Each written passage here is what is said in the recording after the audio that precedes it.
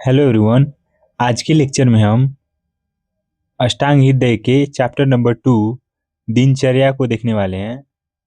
दिनचर्या की शुरुआत ब्रह्म मुहूर्त में जागरण, शौच विधि एवं दंत धावन, अंजन कर्म, नस्यादि कर्म, कवल गंडूस, धूमपान एवं तांबुल सेवन, अभ्यंग, व्यायाम, इन 6 पॉइंट को हम पार्ट 1 लेक्चर में देख चुके हैं। इस लेक्चर में हम नेक्स्ट पॉइंट उद्वर्तन, उपटन लगाना, स्नान, भोजन आदि कर्तव्य, सुख का साधन धर्म, मित्रता के लिए निर्देश, 10विध पाप कर्मों का त्याग और सद्वृत्त धर्म पालन के निर्देश को देखने वाले हैं। तो फर्स्ट है उद्वर्तन। उद्वर्तन को व्यायाम के बाद उपटन लगाना चाहिए। कषाय आदि चूर्ण या कल्क से शरीर का मर्दन करना चाहिए। उद्वर्तन के गुण है कफ का नाश करता है, यह मेद को पिघलाकर उसे सुखा देता है, अंगों को स्थिर मजबूत करता है, त्वचा को कांति युक्त बनाता है। नेक्स्ट है स्नान कर्म। स्नान के गुण। स्नान करने से जठराग्नि प्रदीप्त होती है, यह वृष्य वीर्यवर्धक है, आयु को बढ़ाता है, कंडु खुजली, मल त्वचा के मैल, थकावट, पसीना, प्यास, दाह, जलन तथा पाप रोग का नाश करता है, मन को पवित्र बनाता है। नेक्स्ट है कि हमें स्नान कैसे करना चाहिए, जल कैसी होनी चाहिए, उष्ण या शीत होना चाहिए, इसके बारे में बताया गया है। उष्ण जल से अधकाय गर्दन से नीचे के शरीर का स्नान करना चाहिए, इससे बल बढ़ता है। यदि उष्ण जल से सिर को धोया जाए या गर्म पानी से सिर का स्नान किया जाए तो इससे बालों तथा आंखों की शक्ति घटती है। तो हमें कभी भी उष्ण जल से सिर का स्नान नहीं करना चाहिए, उष्ण जल से गले के नीचे ही स्नान करना चाहिए। सिर को हमेशा शीतल जल से ही धोना चाहिए। नेक्स्ट है स्नान का निषेध किस रोग में बताया गया है। पहला रोग है अर्दित रोग, फेशियल पैरालिसिस, नेत्र रोग, मुख रोग, अतिसार डायरिया, आधमान पेट फूलना, पीनस, सर्दी, अजीर्ण इंडाइजेशन रोग में स्नान नहीं करना चाहिए। भोजन करने के तत्काल बाद स्नान हानिकारक है। नेक्स्ट है भोजन आदि कर्तव्य। स्नान करने के बाद तथा पहले किए हुए भोजन के पच जाने के बाद जो हितकर भोजन हो उसे मात्रा के अनुसार खाना चाहिए। यदि मल मूत्र का वेग मालूम पड़े तो इन्हें दबाकर तथा अन्य कार्यों में नहीं लगाना चाहिए। नेक्स्ट है सुख का साधन धर्म। सभी प्राणी चाहते हैं कि हमें सुख मिले, अतएव उनके सभी कर्म सुख पाने के लिए ही होते हैं और सुख की प्राप्ति धर्म के बिना नहीं होती। अतः सभी प्राणी को धर्म कार्य करने में तत्पर रहना चाहिए। नेक्स्ट मित्रता के लिए संदेश। हमें हमेशा अच्छे मित्र जो हमारे शुभचिंतक हो, अच्छी सलाह देने वाले हों का श्रद्धा और भक्ति से सेवन करना चाहिए, जो आपको गलत मार्ग पर न ले जाए। इनके विपरीत चरित्र वाले से दूर रहें अर्थात सावधान रहें, क्योंकि इनका सेवन करने से हानि हो सकती है। नेक्स्ट है 10विध पाप कर्मों का त्याग, इसके बारे में बताया गया है। इस 10 जो पाप हैं बहुत ही महत्वपूर्ण हैं एग्जाम के पॉइंट ऑफ व्यू से, इनका त्याग कर देना चाहिए।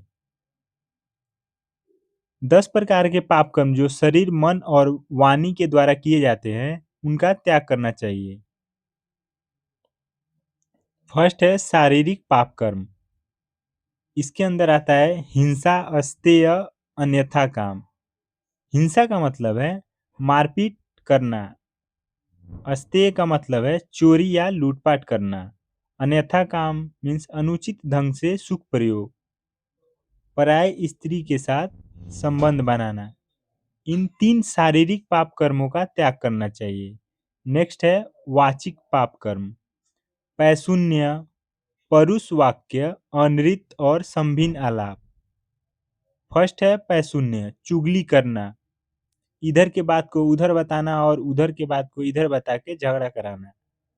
नेक्स्ट है परुष वाक्य, अप्रिय या कठोर वचन नहीं बोलना चाहिए। अनृत, झूठ बोलना। संभिन्न आलाप, कभी कुछ बोलना, इससे बचना चाहिए, इसे दोगलापन कहते हैं। नेक्स्ट है मानसिक पाप कर्म। मानसिक पाप कर्म के अंदर व्यापद, अविद्या, द्रुगी, विप्रय। फर्स्ट है व्यापद, किसी को मार डालने या मरवाने की योजना बनाना। अविद्या, दूसरे के धर्म को हड़पने के बारे में सोचना।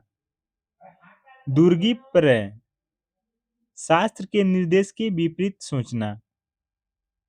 ये 10 पाप कर्म है, इनका हमें त्याग करना चाहिए। नेक्स्ट है सद्वृत्त पालन। इस धर्म का पालन हमें करना चाहिए। फर्स्ट है अनुकूल व्यवहार निर्देश। जिनकी कोई आजीविका नहीं है, जो रोग तथा शोक से पीड़ित हैं, उनके साथ अपनी शारीरिक एवं आर्थिक शक्ति के अनुरूप उचित व्यवहार करना चाहिए। नेक्स्ट है समदृष्टिता का निर्देश। सभी प्राणी को अपने समान समझे, भले ही कीड़े मकोड़े चींटियां क्यों न हो, उन्हें कष्ट न पहुंचाएं। हमें संसार के सभी प्राणियों को समान भाव से देखना चाहिए, उन्हें कभी भी हीन भाव से न देखें। नेक्स्ट है सम्मान करने का निर्देश। देवता, गाय, ब्राह्मण, वृद्ध, वैद्य, आचार्य, राजा एवं अतिथि को सम्मान देना चाहिए। नेक्स्ट है याचकों की सम्मान विधि। याचकों को अपनी शक्ति के अनुसार कुछ दे देना चाहिए, उन्हें निराश नहीं लौटाना चाहिए। नेक्स्ट है उपकार का निर्देश। सदा सबका उपकार करना चाहिए। नेक्स्ट है समभाव का निर्देश। सुख तथा दुख की अवस्था में समान भाव से रहें। ऐसा ना हो कि अगर आपके पास पैसे आ रहे हैं बहुत ज़्यादा, तो खूब उसको उड़ा दिए इधर उधर पार्टी उर्टी में, लेकिन जब पैसे न रहें तो दुखी बैठे हों, तो ऐसा नहीं करना चाहिए। दोनों ही अवस्था में समान भाव रखना चाहिए। नेक्स्ट है मधुर भाषा का निर्देश। पहले बोले, यह प्रतीक्षा न करे कि जब वह बोलेगा तो मैं बोलूंगा।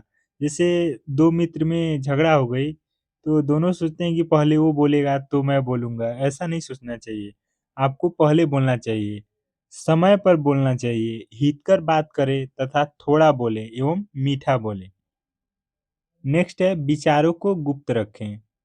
न अपनों को किसी का शत्रु या दूसरों को अपना शत्रु बताएं।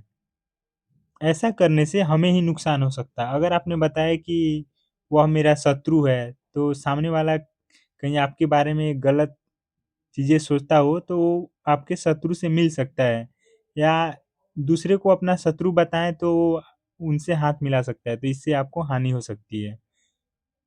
तो इसके बारे में न बताएँ। नेक्स्ट है परछंदानुवर्तन। दूसरे के मन का अभिप्राय समझकर जो व्यक्ति जिस प्रकार संतुष्ट होता है, उसके साथ वैसा ही व्यवहार करें। नेक्स्ट है इंद्रिय व्यवहार विधि। ज्ञानेंद्रियों को अपने विषयों का उपयोग से रोकें, परंतु उन विषयों में उन्हें अत्यंत लोलुप न होने दें। सभी धर्मों का आचरण। सभी प्रकार के धर्मों में मध्यम मार्ग से चले, किसी धर्म का घोर घोर समर्थक या किसी का घोर विरोधी न बन जाए। नेक्स्ट है शरीर शुद्धि के विचार। रोम, नख, दाढ़ी, समश्रु इसे बोलते हैं, इन्हें अधिक नहीं बढ़ाना चाहिए, इन्हें समय समय पे कटिंग कराते रहना चाहिए।